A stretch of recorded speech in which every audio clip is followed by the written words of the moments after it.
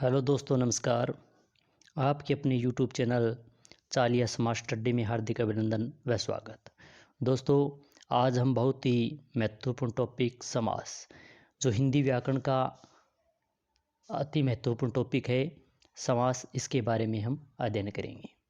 हम समास को शॉर्ट वीडियो के माध्यम से और स्टेप बाय स्टेप यानी छोटे छोटे वीडियो के माध्यम से धीरे धीरे सभी संपूर्ण समास का अध्ययन करेंगे। क्लास अच्छी लगे तो लाइक शेयर अवश्य करें। तो शुरू करते हैं समास।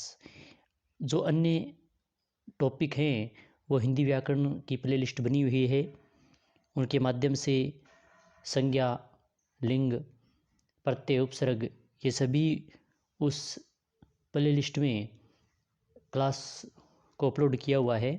अगर अभी तक इन क्लासों को आपने नहीं देखा है तो प्लेलिस्ट में जाके एक बार अवश्य देखें और अपनी तैयारी को मजबूत करें। तो आज शुरू करते हैं हम समास।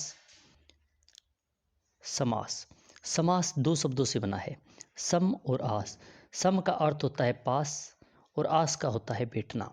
यानी जो दो शब्द दिए हुए हों, दो शब्दों के बीच में जितने भी विभक्ति चिन्ह हैं उन विभक्ति लोप कर कर जो शब्द बनते हैं वह होता है समास। परिभाषा देखते हैं। दो शब्दों का परस्पर मेल समास कहलाता है। अर्थात जब दो शब्दों के बीच प्रयुक्त विभक्ति चिन्ह अथवा किसी पद का लोप कर दिया जाता है तथा उससे बनने वाला यौगिक शब्द समास कहलाता है। यानी जो शब्द दिया हो उसके विभक्ति चिन्हों का लोप कर दिया जाता है और शब्द प्रयुक्त किया जाता है तो वह समास होता है। जैसे रेल पर चलने वाली गाड़ी, या रेल पर चलने वाली गाड़ी होती है वह रेलगाड़ी। यानी रेल पर चलने वाली गाड़ी, तो यहाँ पर चलने वाली यह लोप कर दिया और बन गया रेलगाड़ी, तो यह समास हो गया। इसी प्रकार दही में डूबा हुआ बड़ा, तो दही बड़ा। दही बड़े का विच्छेद करेंगे तो दही में डूबा हुआ बड़ा, तो यह समास हो गया। अब समास के भेद। समास के 6 भेद होते हैं। समास के कितने भेद होते हैं? तो समास के 6 भेद होते हैं। जैसे पहला है अव्ययभाव समास, दूसरा है तत्पुरुष समास, तीसरा है द्विगु समास और चौथा है कर्मधारय समास और पांचवा है द्वंद्व समास और छठा है बहुब्रीहि समास। भर्ती परीक्षा में ऐसा पूछा जा सकता है कि समास के कितने भेद होते हैं? तो समास के 6 भेद होते हैं। पद की प्रधानता के आधार पर समास के 4 भेद होते हैं। अगर सीधा पूछे परीक्षा में कि समास के कितने भेद होते हैं तो 6 भेद होते हैं। अगर ऐसा पूछे कि पद की प्रधानता के आधार पर समास के कितने भेद होते हैं तो 4 भेद होते हैं। पहला है अव्ययभाव समास। अव्ययभाव समास में पहला पद प्रधान होता है। यानी अव्ययभाव समास होता है उसका पहला पद क्या होता है? प्रधान होता है। दूसरा है तत्पुरुष समास, और तत्पुरुष समास के ही 2 भेद होते हैं। तत्पुरुष समास में पहला होता है द्विगु समास जिसमें दूसरा पद प्रधान होता है, और दूसरा होता है कर्मधारय समास। अगर पद की प्रधानता की दृष्टि से देखें तो ये तत्पुरुष समास के भेद हो जाते हैं, द्विगु समास और कर्मधारय समास। अगर अलग अलग देखें तो ये 6 प्रकार के भेद हम अभी पढ़कर आए हैं। तीसरा है द्वंद्व समास, यानी दोनों पद प्रधान होते हैं। द्वंद्व समास में दोनों पद प्रधान होते हैं। और चौथा है बहुब्रीहि समास, तो इसमें अन्य पद प्रधान होता है।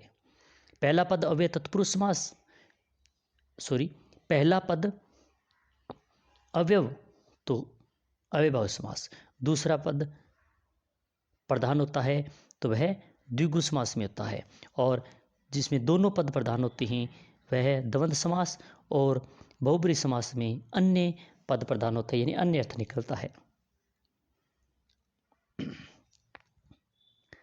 पहला है अव्ययभाव समास।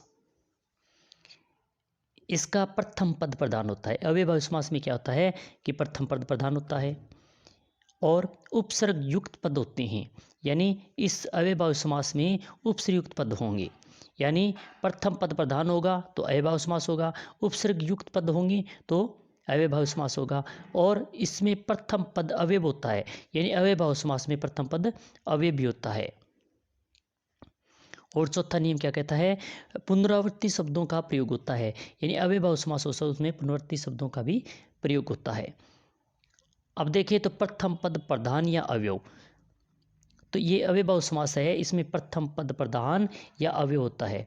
तो नोट ए, अन और ना ये आने पर नवल तत्पुरुष समास माने जाते हैं, न कि अव्ययभाव समास। अगर ए आ गया, अन आ गया, हलंत में अन और ना ये आ गया तो नवल तत्पुरुष समास होता है, न कि वहाँ पर अव्ययभाव समास। इन चारों का ध्यान रखना है, ये अगर शब्द की में आ गए तो यहाँ पर नव तत्पुरुष समास होगा, न कि अव्ययभाव समास। और अन्य कोई भी उपसर्ग आ गए तो वो क्या होता है, अव्ययभाव समास होता है। जैसे यथा शक्ति, यानी शक्ति के अनुसार, यथा अनुसार, जैसा है उसी अनुसार, अव्ययभाव समास। यथा कर्म, कर्म के अनुसार। यथा योग्य, यथा आना चाहिए, यथा योग्य, योग्यता के अनुसार, इसमें भी अव्ययभाव समास है। भर पेट, यानी पेट भरकर। ये महत्वपूर्ण कुछ उदाहरण दिए हुए थे, जैसे सकुशल, कुशलता के साथ। सबांधव, बांधव के साथ। हर वर्ष, प्रत्येक वर्ष। सप्रमाण, प्रमाण से रहित। ये ऐसे भर्ती परीक्षा में बहुत महत्वपूर्ण पूछा जा सकता है, हर वर्ष में कौन सा समास है, तो अव्ययभावी समास है। जैसे सावधान, अवधान के साथ। अब है उपसर्ग युक्त शब्द, यानी अगर उपसर्ग युक्त पद दिया हुआ है तो वहां पर भी अव्ययभाव समास होगा। जैसे अत्यधिक, अधिक से अधिक। अत्य दे दिया, अति दे दिया, यहाँ पर अति क्या है, उपसर्ग है, तो अति जुड़ गया, तो अत्यधिक में अधिक से अधिक, अव्ययभाव समास। अत्याधुनिक, आधुनिकता से अधिक। अनुक्रम, कर्म के अनुसार। अनुगमन, गमन के पीछे गमन। यहाँ इन सभी में उपसर्ग लगा हुआ है, और उपसर्ग जो युक्त होते हैं वो अव्ययभाव समास होते हैं। जैसे आकंठ, आ उपसर्ग है। कंठ तक, आमरण, आ है। मरण तक, निमंत्रण, विशेष रूप से मंत्रण। नीरव, रव मन यानी ध्वनि से रहित, यानी ध्वनि से रहित होता है, उसे नीरव कहते हैं, और इसमें नी उपसर्ग है। अजानुभाव, घुटनों से भुजाओं तक। दरअसल, असल में।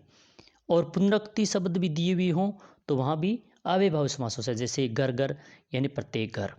रातों रात, रात ही रात में। बारंबार, हर बार, यानी घर घर, रातों रात, बारंबार, चला चली, इन सभी में पुनरुक्ति शब्द है, तो यहाँ पर अव्ययभाव समास हो गया। जैसे चला चली, तो चलने के बाद चलना। जैसे हाथों हाथ, हाथ ही हाथ में। भागम भाग, भागने के बाद भागना। लुट्टम, लूट, लूटने के बाद लूटना, इन सभी में पुनरुक्ति शब्द दिए हुए हैं, तो यहाँ अव्ययभाव समास हो गया।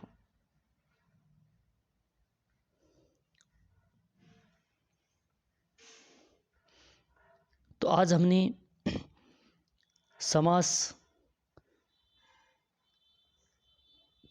के परिभाषा और समास के भेदों के बारे में जाना, और भेदों में ही हमने अव्ययभावी समास के बारे में हमने पढ़ा। कल हम अन्य जो भेद हैं, तत्पुरुष समास, द्विगु समास, कर्मधारय समास, द्वंद्व समास और बहुब्रीहि समास, इनके बारे में जानेंगे, समझेंगे। तो आज ये क्लास आपको कैसी लगी अवश्य बताएं। लाइक करें, शेयर करें, सब्सक्राइब करें। इसी के साथ जय हिंद, जय भारत।